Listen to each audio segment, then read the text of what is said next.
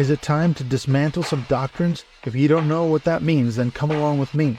I'm Dr. Clint Haycock, a former evangelical Bible college teacher and pastor of more than 20 years. Join me as we deconstruct whatever dogmas and beliefs have held you behind, and together work to reconstruct and rebuild your authentic self.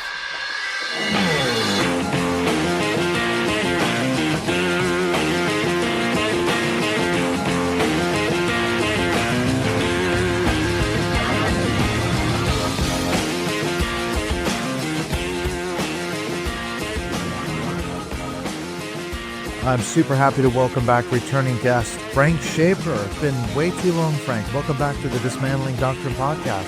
Nice to be with you. You know, before we did this today, I was talking to my wife, Jeannie, telling her that you don't live too far from Wrexham or Liverpool for that matter. And my granddaughter, who's now 16, who doesn't know much about British football, was sitting there saying, well, who would even support if Wrexham plays Liverpool? And I said, well, that's not going to be happening for a while, even in the best of worlds. I said, not in my lifetime. And she said, well, maybe in mine. So who knows? You never know.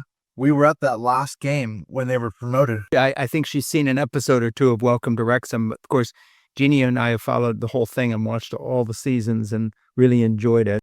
Absolutely. Yeah, we talked a little bit about that last time, I think, because Wrexham Football Stadium is about 10 minutes from where I live. I can catch a bus about 50 feet from my front door that takes you to downtown Wrexham. So perfect. When we go to the games, we watch Wrexham. And yeah, we've been to the Turf Pub and all those great places. In fact, we were... Hey, three promotions in a row. I don't have to tell you. We were at that last game where they got promoted for the third time. Yeah, it was great. Yeah, it's really something. It's a great series, and it's very winsome. It's certainly captivated Jeannie and I. Absolutely. It's made a huge difference in the city of Wrexham too. You know, it's revitalized the city. Just looking at the documentary, it seems to have really turned the place around. And we did say, I think the next time you come visit, we're going to go have that pint somewhere in Wrexham. So you still that offer is still there, Frank. I would even buy you a pint. Hey, unlikely as it sounds, I'm more likely to take you up on that than a lot of things I talk about. I would enjoy that. Yeah. Speaking of which, have you ever gone to a Liverpool game in the home stadium? No, you can't get tickets for those kind of... I'm sure you couldn't. You'd have to know somebody who knows somebody. Yeah, I've been to an Everton game and a Man United game, but never a Liverpool game. Yeah, I would imagine it would be the toughest ticket in the UK. It is. And in fact, it's funny because you think Wrexham, because it's such a big program, like you say, on Disney Plus. Yeah. It's surprisingly easy to Tickets for a Wrexham game. And it's only about £25, which is probably about $30. It's a good deal. It really is. Yeah. You just have to join their Red Dragon Club, and then you can bid on, or you can get tickets when they're released. So it's actually pretty simple, surprisingly. That's great. Well, I'll take you up on it sometime.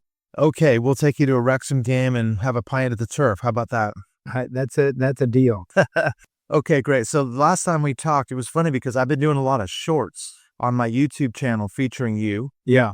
And it's getting a lot of hits. And the stuff we talked about is still very much relevant for today, even though maybe it was a year or a year and a half ago. And obviously so much has changed since Trump became reelected again. What are you seeing? I mean, you're in New England. What is your kind of perspective on the whole thing right now? Well, obviously there's a lot of ways to look at this. One is personal. Another is political. Another is sort of moral, spiritual. It depends where you want to get into it. The difference being that when I'm out walking my dog Zip and I meet neighbors on the street who are Democrats, if I can think a year into some Republican presidency before, there might be a little political discussion, but there's a kind of a sense of real anxiety and despair at a level that's really not political. It's kind of a feeling of existential threat, like what is happening to our country. I remember knowing all sorts of Democrats who intensely disliked George Bush, who intensely disliked this or that president, or Republicans who intensely disliked some Democrat, whatever it may be. But this is very different now. It's a sense of personal anxiety that has nothing to do with anything that I've experienced before. So I've kind of been in and around politics since I was a teenager, because I used to travel with my dad back in the 70s when he was a big deal in the evangelical community. So I've kind of been in a lot of rooms where there are very intense discussions and intense feelings. But this is on a completely different level. And I have not been in a country that was an attack, during an attack during a war. I wasn't living in London during the Blitz. I wasn't born then. My son went to war in Afghanistan as a U.S. Marine, so we experienced a heightened level of personal involvement and anxiety. But even during that period of time, my anxiety wasn't for the nation as a whole, for its future. And I'm not alone in feeling that. So the way we get through the day, Jeannie and I, on this is by just sort of walling this off. We haven't even really had to talk about this, but there's only so much mental and psychic energy you can give this. So we will cook, go to dinner, garden, do everything, as normally as possible. But there's always a sense, hey, we're having to put the other thing out of our minds. And that's new. I didn't get up in the morning and say, well, I'm going to garden even though George W. Bush is president. I'm putting it out of my mind. And as I say, the only equivalent for me is the 2 years on and off when my son was deployed in Afghanistan and Iraq. And that was a similar sense of, look, okay, there's this rumble of abnormality underneath everything I'm doing here. And you just had to actually put it out of your mind and just say, I can't live this way. And so I'll only address this when John calls on a satellite phone, when I see headlines about Marines being killed in some combat operation near Bagram where my son is. Then I'm going to zero in, and then when I can get past that. But I know this is a long-winded answer, but it's a very different political time when you have to discipline yourself to live life as normal because there's a sense of threat there. And, it's not political. I don't care whether Republicans win sometimes. I don't care if Democrats aren't always in power. I don't particularly love the Democratic Party. I think they've made huge mistakes. They brought a lot of this on themselves, or should I say ourselves. But that's just sort of political discussions. With the Trump regime, there's something completely different going on because he is a con artist. And you have to be part of his cult not to understand that he is a criminal. He is a liar. He is an immoral man by any standard. In other words, whether you were an evangelical, judging him by the New Testament, whether you're a liberal, it doesn't matter. There are no standards in which there's no world in which a standard view of morality makes him a good person. None. That doesn't exist. Nobody. There's no religion. There's no philosophy. Nothing. And so to have him in power being genuinely an evil human being, of which I would not say anything like that about any other political opponent that I haven't liked in the past that I can think of. Nobody, including Richard Nixon, who is very fallen, very flawed. But I wouldn't sit back and say he's an evil human just because as someone who doesn't judge people that way, I wouldn't judge him that way. I have no evidence of that. I have evidence of big mistakes, lies he told, but not a pattern of actual evil. So the very fact that he is in a leadership position doing horrible things to people all the time, every single day, and that you can't escape this. It's like this sound in the background, like you've got tinnitus or something and you can't get the ringing out of your ears. I've never had anything like it ever in my life. Now, I'm doing fine personally. I'm writing on a project. I'm talking to you. My granddaughter was down here for lunch. She's helping my wife, Jeannie, clean out the childcare room where we took care of our grandchildren all those years now that she's a teenager. Life goes on, but it goes on in the same way I would have imagined that life went on for a French person living on a farm near Paris while Paris was occupied by Germans in the 1940s. It's like there's no way not to be aware of this. So everything has a very, a feeling of uncertainty and instability, and it's very difficult. I'm handling this much better pushing 73 than I would be if I was 23 because I've had a good run, but I'm not at all sanguine about the future for people who are younger than me. And yet your description of Trump as an evil person on any metric you could use, yeah, it's so stark when you look at the Trump MAGA base. It's the exact opposite of everything you just said. He's being deified. Yeah. Literally now deified. He's a god. He's beyond the Messiah now. Yeah. And he can do no wrong. Yeah, but but this is not atypical of history, but you have to go back a while. And I'm not making the usual allusions to fascism in Europe and Mussolini and Hitler and Franco and those come up. I found listening to a podcast I like a lot called The Rest is History with Tom Holland, the author, and Dominic Sandbrook, and it's one of the most popular podcasts in the world, and they're both historians. They do a lot about Rome and Peter the Great. You have to go to some of the Caesars before you find the combination of evil, wickedness, cruelty, and adulation. Worship as a god, given a triumph when you come back from having killed 1 million Gauls. This is a great thing. That should tell you something, that you've got to go back to the most violent and unkind despots of the past to find an equivalent. And then when you add in, okay, are they being adulated and worshipped? Well, some of the Caesars were, and Napoleon was for part of the time. Mussolini was until they caught him and killed him. Hitler obviously comes to mind, but I think that the more accurate analogy, I think, for our time is not European fascism. It is the rise of imperial Rome out of what had been a republic. And when you look at some of those examples and you're listening to the history of that period and how the Caesars gradually took over, and then they became gods. They were worshipped. People were building temples to them. Okay, now you're in the Trump territory. It's a cult. It's not just a political leader gone wrong or an evil person in power. The cultic aspect, you literally, I think, have to go back into the Persian Empire and to Rome to find an equivalent. Mm-hmm. Yeah, parallels. Yeah, and I think better than European fascism is the cult of Mao Zedong.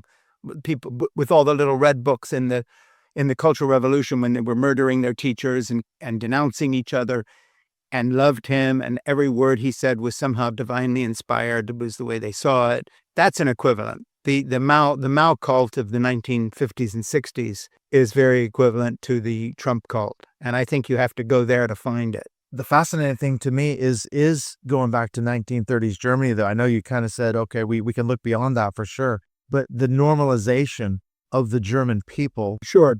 That's what I'm seeing now. Looking at it from the UK back and looking over the pond to America, I'm seeing a steady erosion of norms whereby it's like you say, how could this have happened to an advanced civilization like Germany in the 1930s? It's happening in America right now. Yeah, and there's another parallel too, which of course you and I are very sensitive to, and that is beyond normalization, the wholehearted support given Hitler by big chunks of the Lutheran Church and Catholics as well. In other words, Trump isn't the first person to have what we would call evangelical Christians line up behind him for various reasons. And, like the old thing about a frog in boiling water and you turn the temperature up, it never knows it's being boiled. If you fast forwarded from their first interest in Trump 10, 12 years ago or whatever it was to now, they wouldn't believe where they had gotten to. But incrementally, they got there.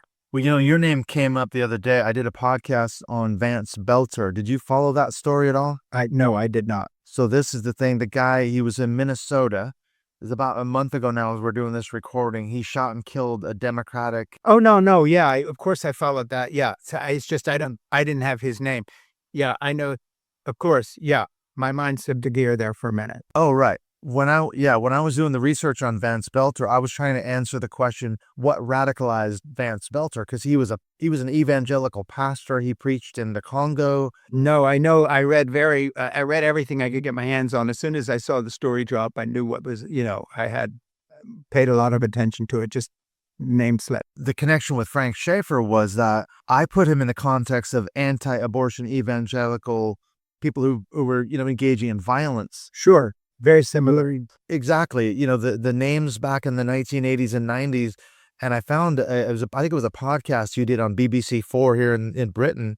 And you talked to a guy who was he killed an abortion doctor back in 1988, I think it was. And I thought, okay, there's my connection. There's Frank Schaeffer locating yourself in. So you're still being inserted in the modern story. Yeah. And I wouldn't be surprised if this guy had somewhere on a shelf in his house at one point in his life had a copy of my dad's book, A Christian Manifesto.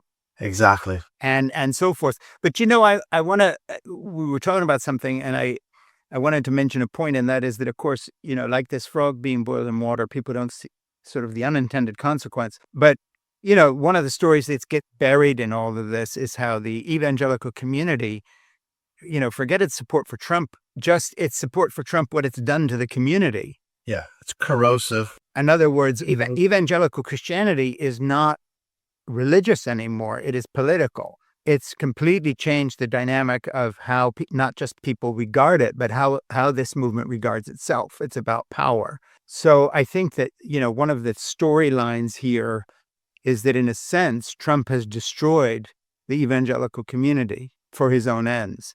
In other words, if you care about evangelicals, as I do, let's say coming from that background, I am not an evangelical. I don't believe the things they claim are true, are true.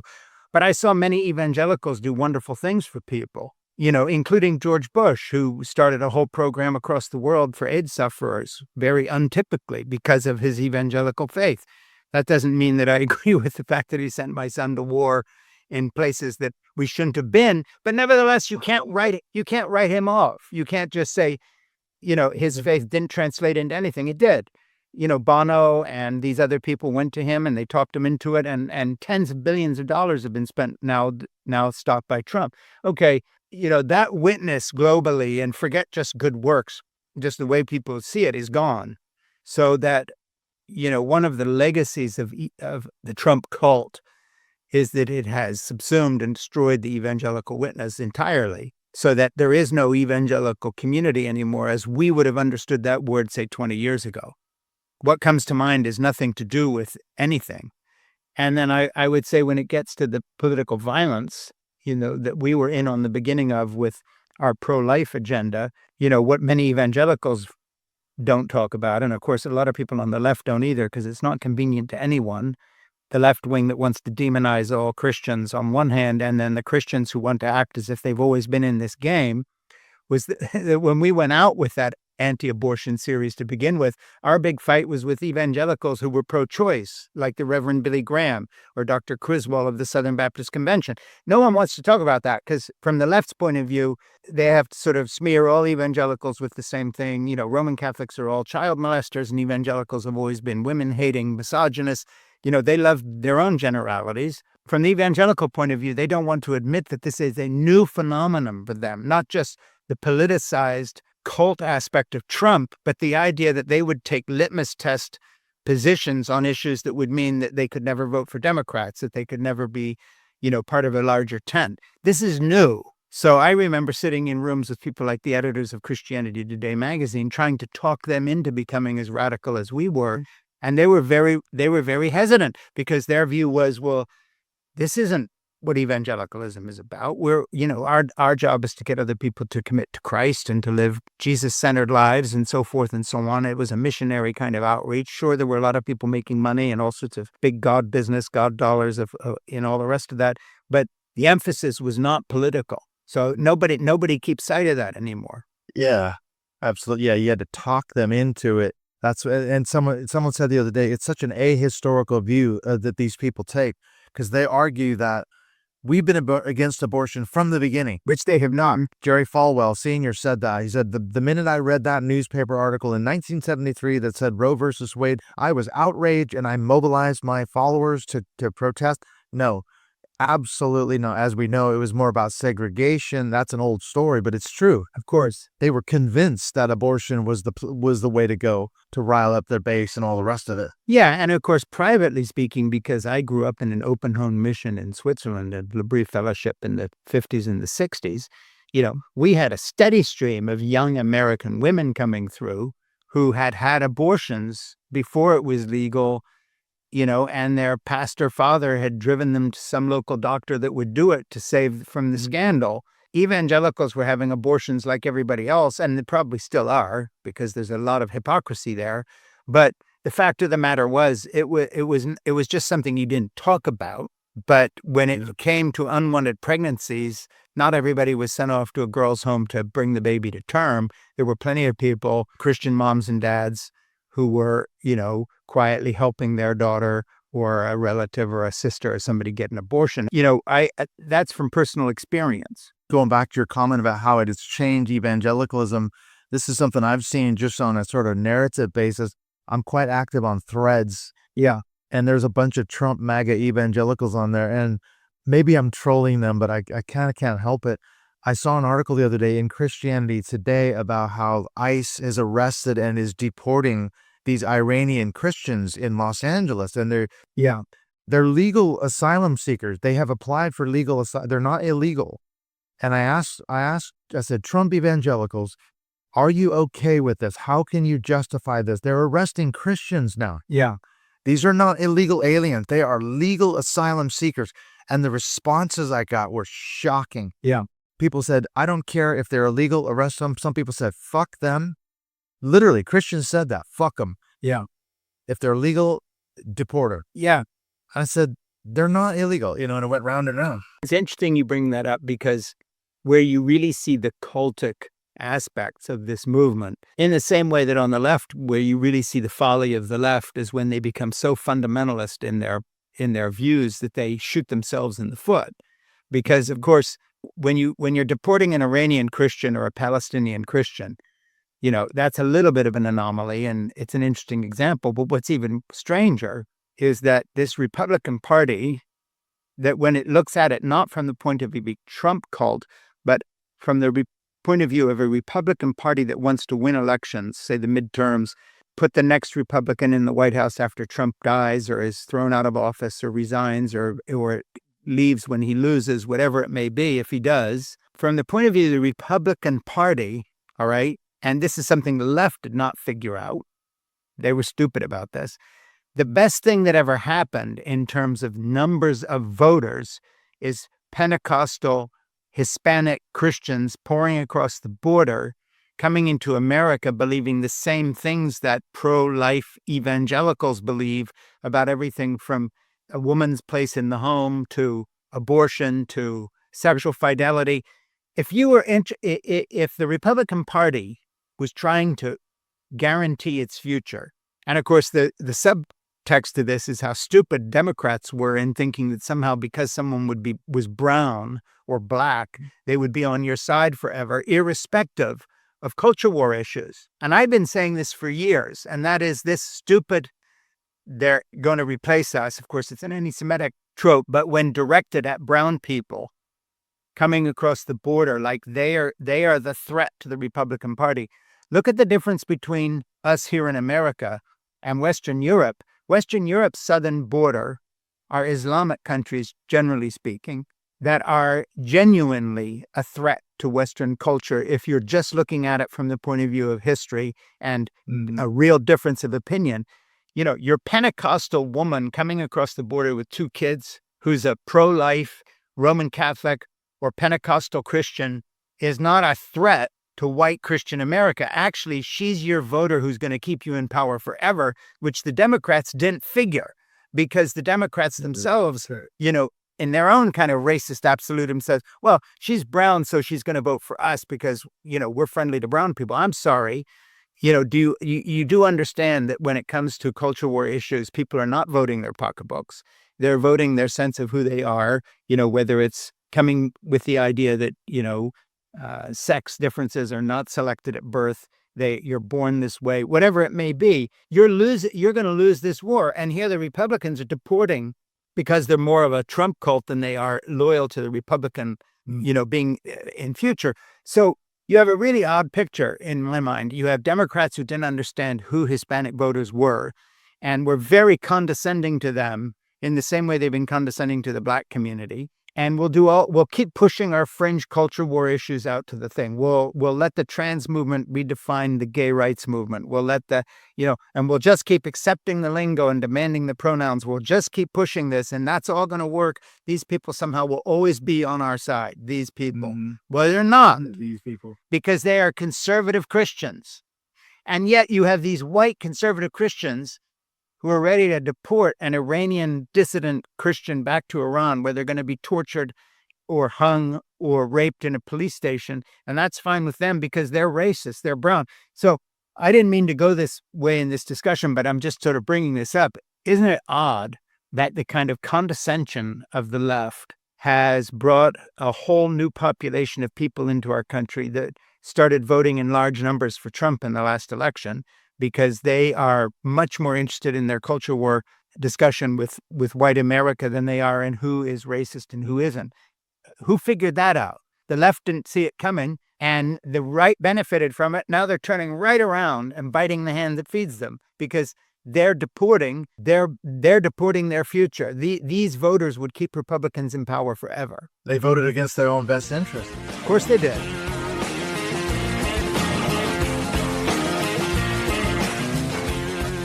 We'll be right back in just a few minutes in the second half of this conversation with my good friend Frank Schaeffer. It's really good to catch up with him. As I think I said before, you don't really interview Frank. You just kind of ask him a few questions and then just let him go. And he just talks and you kind of react and flow with it. We're going to get into this issue even more. Why does Frank think that America is being fed into Trump's MAGA woodchipper? We've already discussed some of this already. We're going to get even more into that when we come back from the break. I wanted to mention what's coming up here the next few episodes on the show. We've got a really good interview I did the other day with a guy named Mikey Bridges. I mentioned him before in the last episode I did with Stephen Mather. He's a fascinating guy. We must have crossed paths somewhere when I was in Bible college in Portland, Oregon, back in the early 1990s. Mikey was a musician just like me. We played in Christian metal, Christian grunge bands. And then he went on to host something called the Tom Fest. And I remember that. I never went to the Tom Fest, but it was kind of like an alternative indie Christian music festival. And then later he got involved in something called Gaming Church, which was a fascinating thing. It was a church, actually, I guess it was worldwide. It was a worldwide thing, kind of this emerging church model whereby people would play video games and he would, basically bring people in to play games and preach the gospel to them. And so he was attracting all these gamers. But of course, he's since deconstructed, and I won't get into all that because we talk about that in the podcast itself. But now he's doing something called the TomCon Fest. I think it's going to be held in Southern California. I'm going to be promoting that because sounds like a really cool thing. It's kind of his way of making up for all those years of promoting Christian music. But we had a really good conversation, so that's coming up. I'm also going to be sharing some chapters from my book, Not So Shiny, Not So Happy People, How Bill Gothard, Church and Family Taught Me Christianity Doesn't Work. This is really cool to announce finally for sure, 100%. The Audible version is available with me doing the narration. In fact, I was listening to this the other day with my girlfriend, and this was really cool. We actually got into a few chapters and she had to turn it off because she was getting a bit triggered. But it was interesting because I was hearing myself read the book. I thought, okay, this is the way it should have been. So it is definitely out. So I'm going to be releasing a few chapters. And then I've got an interview set up at the end of August with Sinane Shea. She goes by the sort of moniker on social media, Taking Off the Tinfoil Hat. If you're an ex-evangelical like me, you'll probably run across her stuff on Threads and maybe Instagram as well. We got a lot to talk about, so I'm looking forward to talking to her coming up at the end of this month. So that's what's coming down the pipeline. Got some other stuff in the works that I'll be telling you about later. And then finally, if you want to support the show on Patreon, you can do that. The links, as always, are in the show notes. You can become a member of the closed Dismantling Doctrine Podcast Facebook group. You get early access to every episode about 3 or 4 days before it drops everywhere else. And you get to be part of our closed Dismantling Doctrine Podcast Zoom calls. And in fact, we're going to be starting those back up again in December after the summer break. So it's not for long here. We're in the month of August already. We're going to be having, I think, Mikey Bridges come back and be our guest in September. And then I'm also working on maybe getting Jonathan Davis to come back. I'm looking at trying to line up an interview with him too, talking about Christian nationalism and the dangers it poses to American democracy. And in fact, speaking of which, I forgot to mention this. I've got an interview lined up with Catherine Stewart. I'm going to be interviewing her about her new book, Money, Lies, and God. I've just finished reading that book. It's really fascinating. It's kind of an extension of her earlier work, The Good News Club, as well as The Power Worshiper. She's tracking the Christian right in America, as well as a lot of the dark money. What exactly are these billionaires funding? What's their agenda? And it turns out it's not just an American thing. It's actually a worldwide phenomenon. Even here where I'm at in the UK, she's picked up on stuff that's going on over here that's funded by Russian money as well as American money, pushing an anti-democratic Christian nationalist agenda. So look for that interview with Catherine Stewart coming out as well. Okay, let's get on back into part 2, the second half of this conversation with Frank Schaeffer, examining this issue of exactly how is America being fed into Trump's MAGA woodchipper.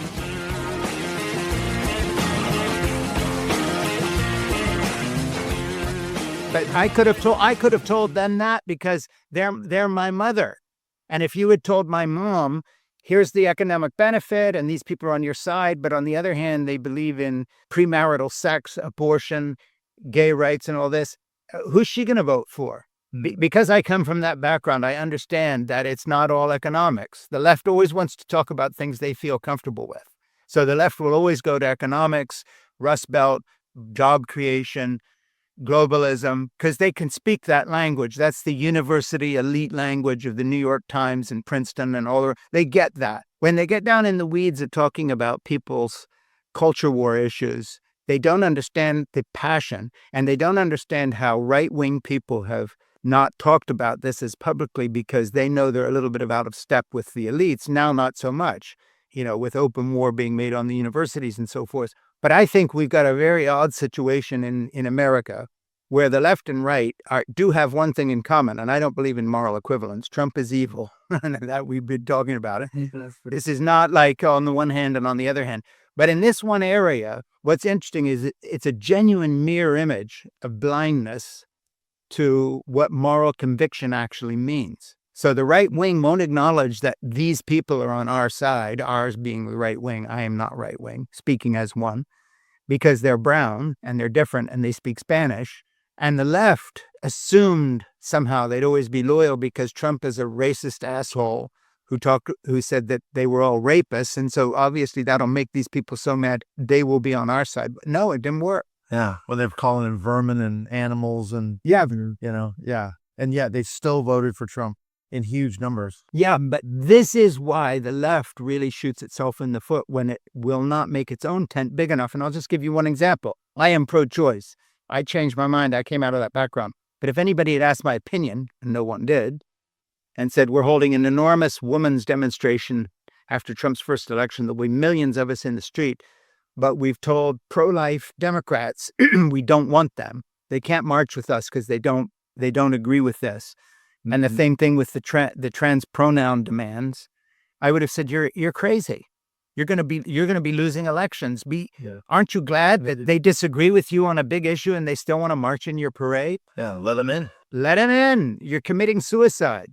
You've made it so narrow that you're killing yourself. That has nothing to do with being wishy-washy and we have to, no, you can fight for your ideas, but if someone is willing to work with you on a project to win an election, you don't push them out and say, I'm sorry, we don't want you, your kind, we won't serve your kind here at this lunch counter. Yeah. Yeah. It's crazy. But the crazy thing is Trump told us what he was going to do, and I was talking about Project 2025, at least almost a year ago now. And I know you've talked about Project 2025. Have you talked about Project Esther as well? Because that's a whole new thing that's come out. Yeah, and then the whole 7 Mountains thing and the whole bit. I mean, it just goes on and on and on. Yep. Yeah, but he said he was going to do that. And of course, he lied. He said, I've never heard of the Heritage Foundation. I don't know what you're talking about. But from day one, he just started issuing these executive orders in a blizzard or a blitzkrieg, whatever metaphor you want to use. And this is exactly what we told everybody what he was going to do. Yeah, exactly. And he told us. Yeah. And this is happening now when everyone's so shocked. And we know that he personally is not interested in policy, only power. But if this is what the people who put him in power want, sure, we'll do it. And he's obviously pro-choice. He obviously, you can't look at his history and not think that he hasn't driven a few women to an abortion clinic. I mean, there's no question about that. He's absolutely no interest in sexual fidelity or any of these things evangelicals say they care about. Everybody knows that. But hey, he sort of did the opposite of what the left did. He's saying, I don't care what your views are. You vote for me, I'll go there. So, for the 2 minutes where it counts, he'll toe the line and do this. And, I'm sure he hasn't read one page of Project 2025. It's just, write me something and I'll sign it. Yeah, put it on a piece of paper on my desk and I'll sign it. Put on a piece of paper and I'll put my big old signature on it. Get his Sharpie out. That's truth. And that's the thing I could say. He told us what he was going to do. Project 2025, the playbook was right there. Yep. And this is the scary thing now is Project Esther. I mean, right in your backyard, Harvard University. Anything you say that is pro-Palestine, you're immediately labeled anti-Semitic. Exactly. And you can be deported, and now they're watching your social media feed. So if you say something on this podcast, Frank, that's pro-Palestine or perceived as anti-Israel, you could be labeled as anti-Semitic. Yeah. And the weird thing is what you've got is a situation now where basically people do not argue with the basic position when it comes to the Palestinians or any of these issues, you're anti-Semitic if you do this. But again, playing devil's advocate, I see exactly the same thing on the left. And that is, if you bring up the fact that the Saudis are assholes and treat women horribly, and if you push that, sooner or later you're going to run into someone who's a liberal who tells you that you are Islamophobic. And the trend in our culture now, and again, this is not moral equivalence because Trump's in the White House, not some left-wing person, but there's a very bad trend that you as a podcaster and I as a podcaster and both of us that do discussions would unite in condemning. I don't even have to ask you about this. And that is, you do not meet an argument with an insulting label. Mm. So basically to say that, Saudi Arabia or the Iranian mullahs are awful people, and to hope that those regimes are replaced at some time for the sake of the women in those regimes and other people, the dissidents who were murdered in prisons and so on, does not make you into an Islamophobe. Mm. And to hide behind that, or to hide behind calling someone an anti-Semite because they have a problem with what's happened in Palestine, I have a problem with that. But I would say it sort of goes both ways, because I am there is a good solution to what's going on in Palestine right now, and that is for Hamas to have never come to power. And there's a good solution to, if you really wanted a ceasefire, they would release all the hostages and put their weapons down. They would have signed a peace deal with Israel when Yasser Arafat was around back in Oslo and the rest, and it didn't happen. So there's a long history here. That said, what's being done to the Palestinians is horrible. It's an international crime. There's no point in pretending it isn't. So, but in the course of the last 5 minutes, I've said enough things that crazy left-wingers would call me an Islamophobe and crazy right-wingers would call me an anti-Semite, just because I've given both sides of a historical dilemma. So, this is our problem. We're in a day and age now where it's all about political advantage, using any means possible, including labeling anybody who says anything you disagree with. The cheap shot is the label. And it's being used, of course, by the Trumpian people. And again, I would say the same thing with the pro-life thing. I don't think Trump gives a shit about anti-Semitism. It's, he could care less. Not the issue. No, he could care less. I was just going to say that. Yeah, he himself is probably anti-Semitic. You see Tucker Carlson and these guys and the way they come at these issues, there's a right-wing anti-Semitism there that's burbling just under the surface. And if it emerged and Trump thought that was the way that you'd stay in power forever, mark my words, he would go there. Mm-hmm. And the only reason he doesn't is because right now his bread is buttered on the other side. And so he lines up against Harvard and Princeton medical research and this, but it's a power thing. It has nothing. I think one thing we can say about Trump for sure is the issues are never the issue with him, because he is not a man of principle. There is nothing he would go to bat for or die for. Yeah. There's no bottom with him, is there? No. So he is not pro-Israel. He is not pro-Jewish. He is not pro-Christian. This is never the issue with him. Now, he has people in his administration, or people like Project 2025, the Opus Dei people. They are believers in something, and they will use him to get everything they can by playing the game. But I don't think for 1 minute we should attribute literally even the smallest measurement of sincerity to any of Trump's views. There's not a bone in his body. There's not a cell in his body which resonates with, this. There's nothing that you could tell him that he would say, well, I would never do that. No. Well, he can't explain his policies. If you see reporters ask him on interviews to explain something, he can't. He literally can't. It's just a word salad. Well, and he just lashes out at the next person who, and sicks the government on it. It's all revenge. It's personal aggrandizement and so forth. And that's why I say you really have to go back to the Caesars to try to find an example where you say, well, yeah, there had been people like this before, but you have to go back quite a ways in history to find them. Everything Trump does is transactional, isn't it? That's one of his basic drivers. Absolutely. Yeah. What can you do for me? I'll do something in exchange for you if you can do something for me. And that's. Yeah. And basically, if I was talking to the Israeli leadership today, I'm not talking about the prime minister because he's just a Trump in the Middle East. But if you were talking to serious people, say, be careful what you wish for, because with a friend like Trump, you don't need enemies. He could turn on you in a second if he thought that's the way that was going. If the route to power in America became real anti-Semitism, and you could win that way, Trump would be on board in a heartbeat. Basically, yeah. He'll ride that train. Whatever works. There's not a shred of principle in his body. Yeah, it's whatever works for me right now. Yeah, and makes me feel good, about myself, and gives me a public forum, and so forth and so on. Yeah, it gives me ego stroke. Well, when I dug into Project Esther, it's written by obviously evangelicals, but these people are not only evangelicals, they're Christian Zionists. So they're dominionists, they're Christian Zionists. So for them, they have to support Israel blindly because, of course, it's tied to their eschatology, isn't it? Yeah, it's going to bring Jesus back again. Yeah. So, and Trump, if you tried to ask Trump, could you articulate what Christian Zionism is? No. But these are the people that wrote Project Esther. Right. And Israel has to be in the land. We have to support them. The crazy thing is they don't go after real anti-Semites. That's what gives the whole game away, isn't it? Okay, why not go after the white supremacists? Why not go after the Ku Klux Klan? Nothing. You got crickets when it comes to these people. No, and those kind of anti-Semites were people who got pardoned after storming the Capitol because some of those people were there. Yeah, yeah. And you've got known anti-Semites in Trump's cabinet. Absolutely.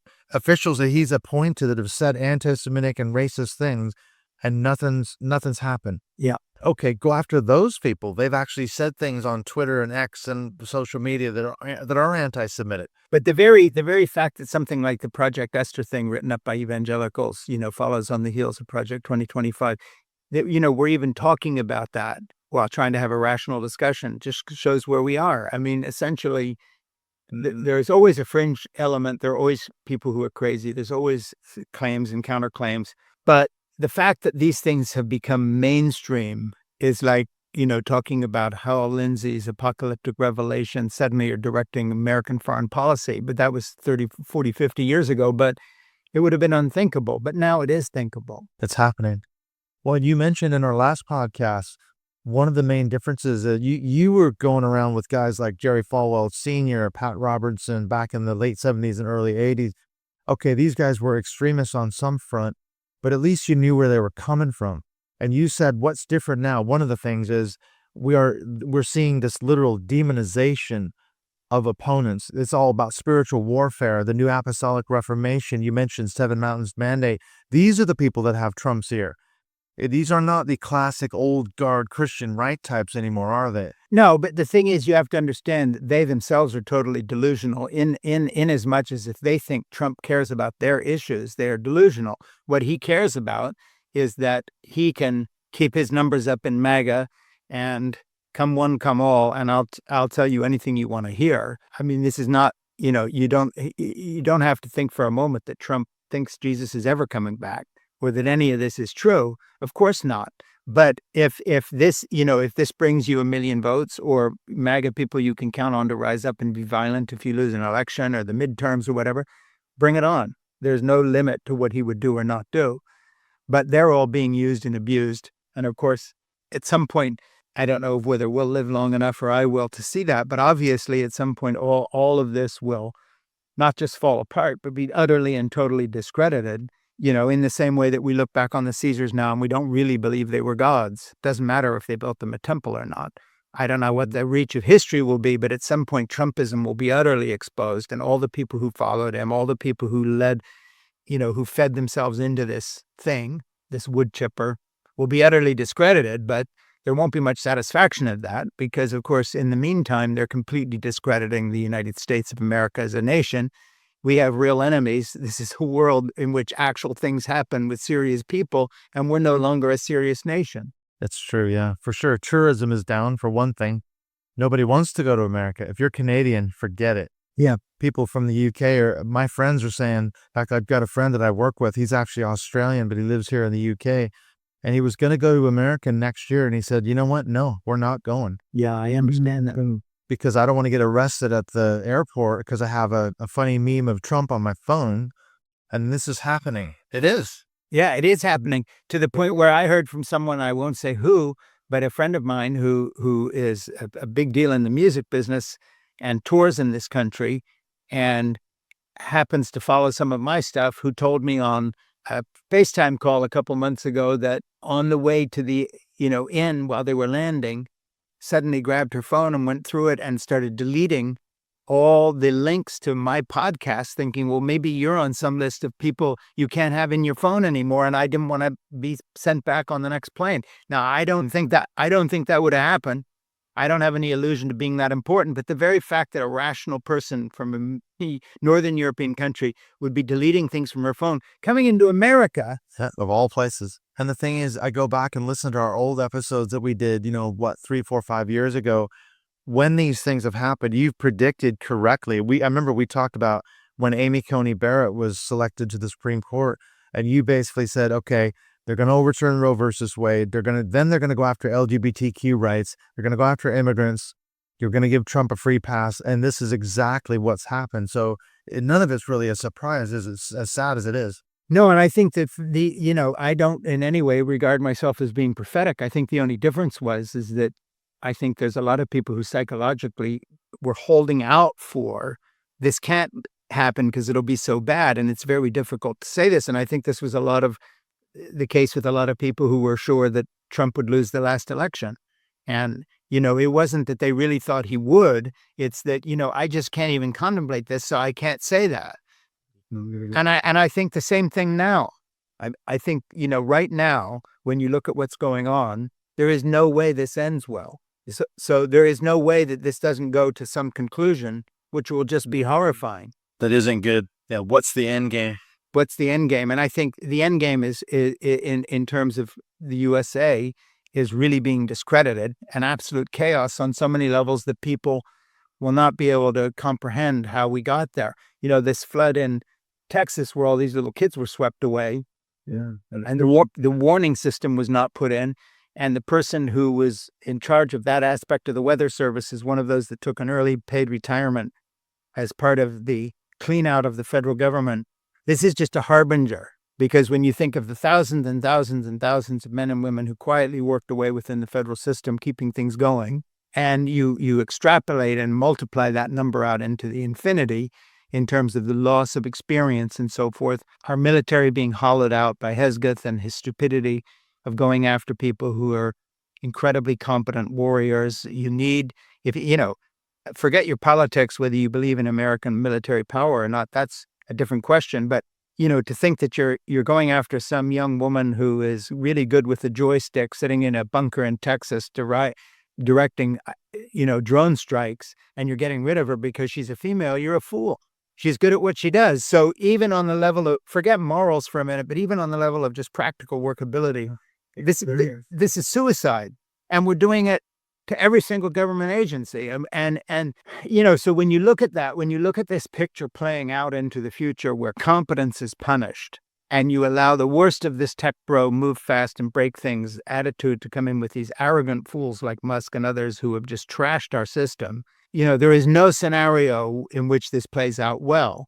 And so, I would say that before Trump's presidency ends, the level of chaos on all these fronts, the demoralization of the ICE people, for one thing, putting them out there in masks, arresting people cruelly. These are ordinary Americans who, signed up to do a job for the government. Now they're being used as stormtroopers in a sort of a fascist, wannabe fascist way. Yeah. And, so when you look at this and you say, well, the MAGA people will keep following along. Okay, fine. But the nation did not sign up for this, and it's going to end badly. Absolutely. You wonder how much of it is just playing into Putin's hands, because so much of what Trump is doing is exactly Putin's agenda. And it's also China's agenda. Absolutely. Because for every solar farm we're closing in America by cutting the financing for alternative energy, they're building one, not because they're committed to the environment, but they're committed to a workable future. And we're not anymore, because MAGA does not run on logic. It's not like, oh, well, these liberals overregulated and we're going to improve the economy. We're not deregulating. What we're doing is we're just sinking into absolute chaos. And that's totally different. Yeah. My biggest fear is that at the end of this cycle of his administration, Trump is going to do away with voting. And he says it jokingly, quote unquote, you won't have to vote again. Yeah. But that could happen. It's actually a scenario that could happen where he's like, I'm president for life. Well, election workers have been routinely threatened by the MAGA people. Yeah. And they've, again, competence. Your local librarian who ran your little thing down there, okay, she quit. She's sick of getting those threatening phone calls. Yeah. Right. And when you multiply that, The only people left are the MAGA faithful, and they have no dedication toward truth when it comes to these things. We know they're conspiracists and they accept lies and so on. So I don't think what you're saying is far-fetched at all.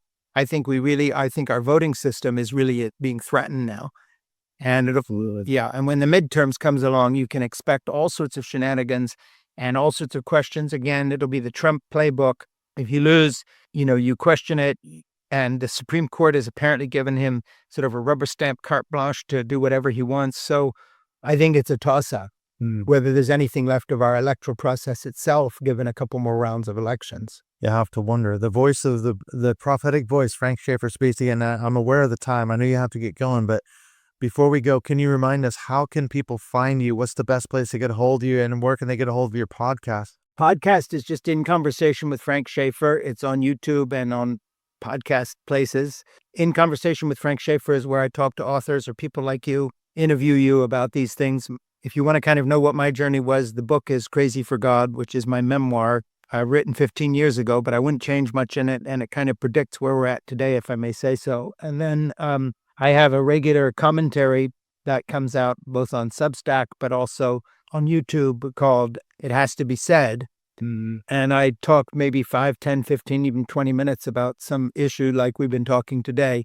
So between the Substack commentary page, if you want to subscribe to my Substack page, that's the best way to do it. It's free, or you can subscribe and pay a little bit, whichever you want. YouTube, subscribe, please, if you go there. I think we're closing in on 50,000 subscribers at this point. I think we're like 44 or 47 or something. And that's the way to follow what I'm doing. And what I do is write and then do things like this and try to keep talking about these issues. So I would appreciate anybody going to the YouTube channel and subscribing to my platform. Again, for free, but just hit subscribe on it so that we can keep playing with their algorithm and have people watch it. Well, I will send you a copy of my book if you want to ever talk about that. I came out last year, talk about my story growing up in fundamentalist Christianity, the whole Bill Gothard cult. So if you're interested, I'll send you an email and I can send you a copy of it if you want. Yeah, I'd like to see that. And the other thing is we can post this, Ernie, my podcast producer. So when you put this out, we'll put it on our platform and promote it a little bit. All right. Sounds good. Thank you so much, Frank. I always love talking to you. We say this every time. It can't go 2 or 3 years, but somehow it always does. But well, it's always good, Clint, and I appreciate it. Thanks for the interest. Thanks for making the time. See you soon, Frank. Take care. Okay, bye. Bye-bye.